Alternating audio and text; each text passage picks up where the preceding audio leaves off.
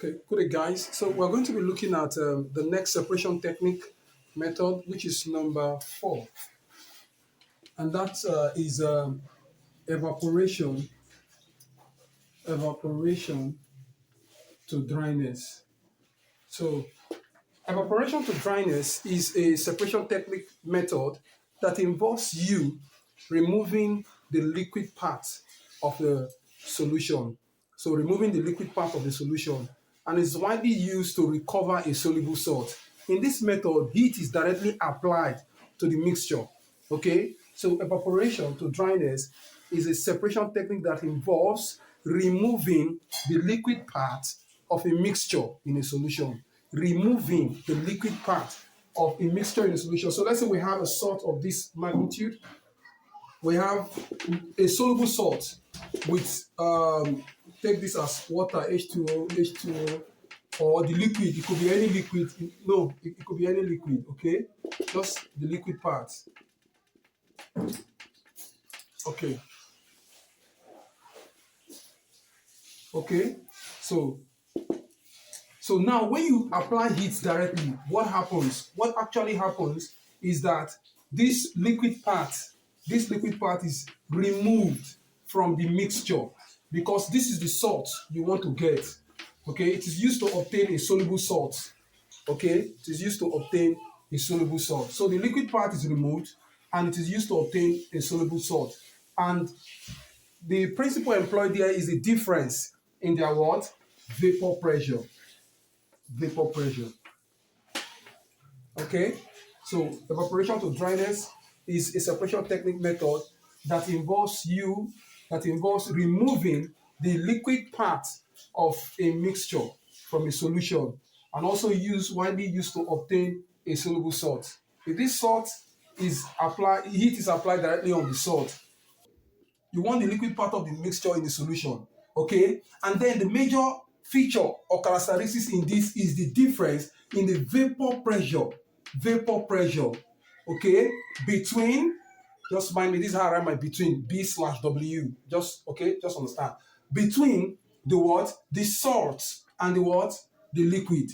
So that difference in their vapor pressure between the salt and the liquid, these are features you see. Now, since you've observed that there is difference in vapor pressure, that's to let you know that heat is involved directly. Heat is involved. So when you carry out evaporation to dryness, it simply means that heat is one of the factors that can sponsor or make evaporation to dryness fast.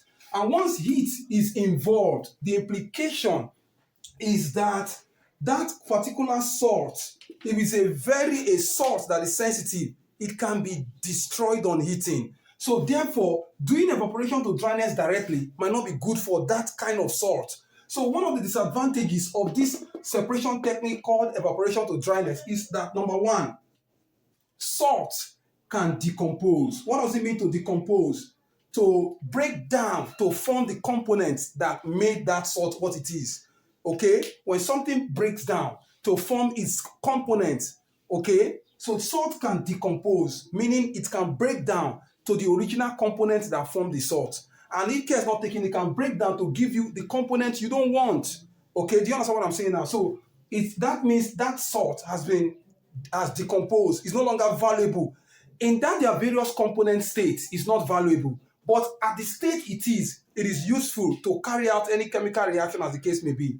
Number two, so this method will not be good for that. Evaporation to dryness method will not be good. Number two is that the salt can be destroyed totally on heating. Destroyed totally on heating simply means that both the components that will have been kept after it was decomposed originally will no longer be found. It will be totally destroyed, no longer useful. Okay, so this method might not be very useful when you are dealing with a salt that is sensitive. Then number three, if the liquid that you want to separate from, you want to get back from that mixture, is a flammable liquid, this method is not employed for that. If the liquid is inflammable. What's inflammable? Simply means that it can catch fire.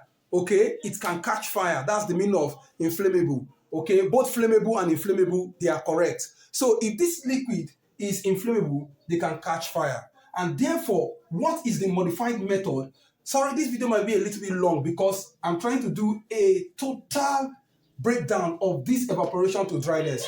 So it will be number 3, if the liquid is inflammable, you will not use this method, meaning it can catch fire.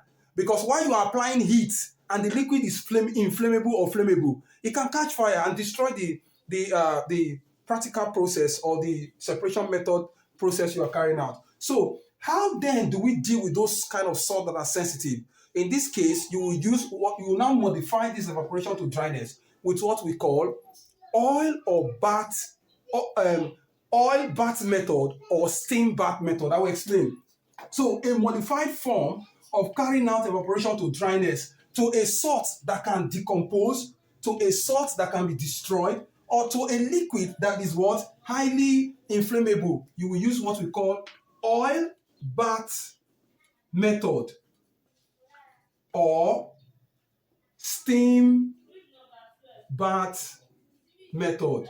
So what does it mean? Now, what it actually means is that instead of heating directly, you will heat this oil. So let me just clean this part for you to understand what I'm saying. So instead of you to do what? Instead of you to heat directly the mixture containing the salt and the liquid part of it, instead of heating them directly to cause that evaporation to dryness, what you now do is that you will now carry that mixture and put it inside a container. In that container, there is already what we call oil here. If you use oil, you are doing what we call oil bath method. If oil is inside the container or the test tube or whatever container you're using, but test tube now. Now, this is your heat zone, okay? So here is heat, you are heating. So this is heat. Now, so inside this now, you now have the mixture. Look at it now. Inside this now, you see? You now have the mixture. So this is the mixture. Are you with me now? This is the mixture. This here is oil. And this here is the mixture that you have, that you want to separate. So when you heat, you are no longer heating this before directly to this, but you are heating this oil.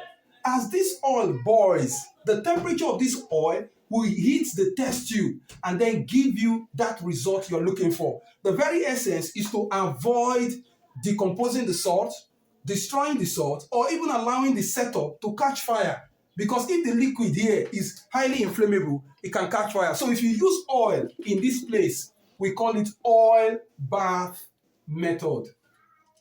But in this place, if it's not oil that you use water. Here, H2O, okay, take that, that's water. If it was water you used, as the water boils, the heat from the water, the vapor heat from the water will begin to heat this test tube. Steam this mixture of the liquid, and I just want you to understand. That's why I'm taking this time to explain this. Please, I'd like you to share the video, subscribe to my YouTube channel. Thank you.